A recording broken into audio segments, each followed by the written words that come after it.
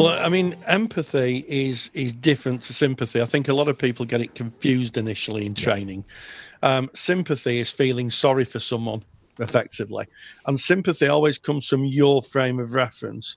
So you can tell when someone's being sympathetic. That must be awful. That must be terrible, and it may not be the case. Empathy is trying the very best you can to understand what the other person's saying as if you were that person, along with the feelings that go with it.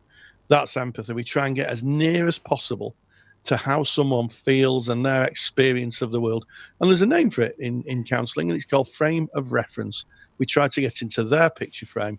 We don't stay in our picture frame. It's interesting, and I know that the question is often asked: how do you exercise empathy? How do you practice empathy? Is empathy something that you just naturally have, or is it something you can do exercises for? And if you look at the other skills, like maybe paraphrasing, you can practice paraphrasing, and that can be kind of marked, and you can get feedback on that. But empathy is something that happens within. And Rory used to have, when you were tutoring, I remember the words, and I know it's not your saying, but it is a saying that's out there, and it is that empathy is like walking in the client's shoes, that you're walking in their shoes, trying to see it as they see it. However, for safety reasons, what do you need to do, Rory? Keep your socks on. I love that. You need to keep your socks on. Yeah, and you don't want to get. It's like going into another room. That's the best way I could describe it. So you have your frame of reference, which is your room, and you go into someone else's sort of emotional and narrative place, and you walk around very gently, like you would if you went into a china shop. You go you tread very lightly. You know, that's one of the things as a takeaway, I think. Tread lightly when you're working empathically with somebody. But you need to be able to find the door back to your own world, because you don't want to leave the therapy session and not be able to re-engage with your world and Yep. your room. And that sometimes happens. You know, I had a colleague many years ago who was working with a client and just couldn't get their frame of reference out of their head, and he had to do a quick march to supervision a day later for the supervisor to lead them out and lead them back into their world. They were just so taken with what the client was saying. That's it. It's the importance of those safety socks and realizing this is the client's information that they're bringing.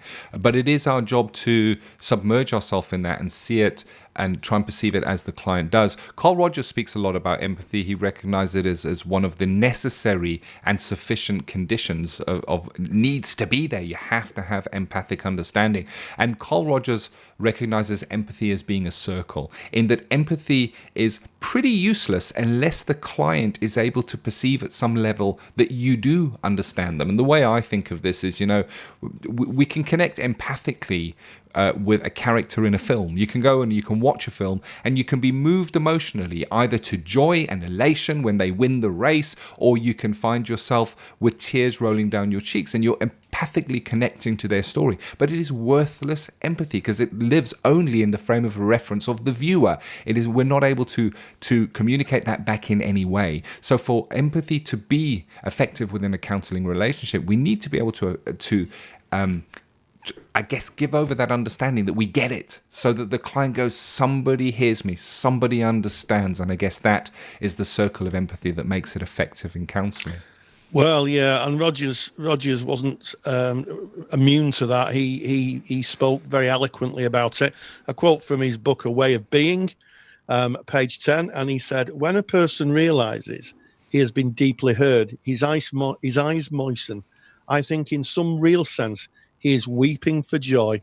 It is as though he was saying, 'Thank God someone heard me. Someone knows what it's like to be me.'" Oh, listen to the power.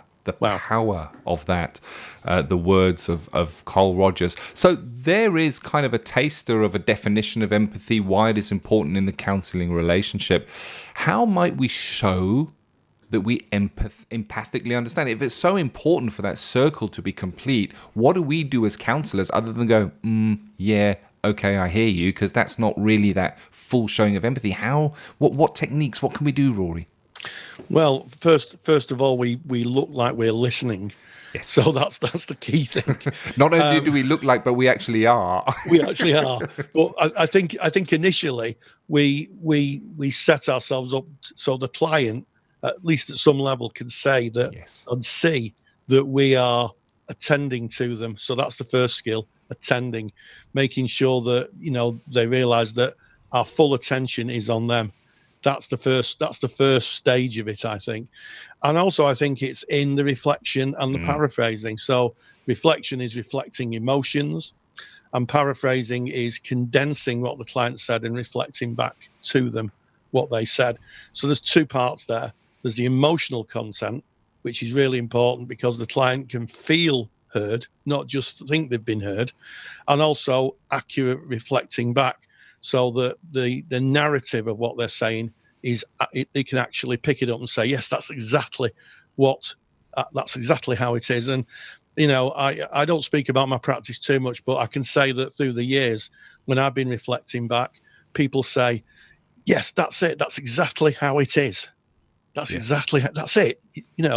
And occasionally, if I'm misattuned to a client, they may say, no, it's not like that. In which case, so tell me a little bit more, and I try and kind of match myself up to it. So yeah, that's the two key skills I think here is reflecting, paraphrasing, and of course, initially, to be able to get the information, the most underused skill, silence. I like it. And you're 100% right. It's in that attending, in that being there, in the way you present yourself, in your body language, in your the expression on your face, that warm acceptance, and really accepting that client, listening to them and being there. And as you say, Rory, I mean, a reflection, you're basically a true reflection is the client's exact words said back to them.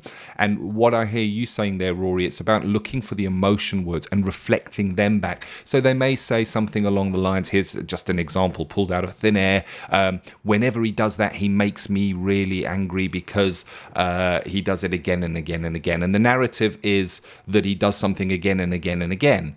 But the emotion is, he makes me really angry. And that's the bit that we might reflect back.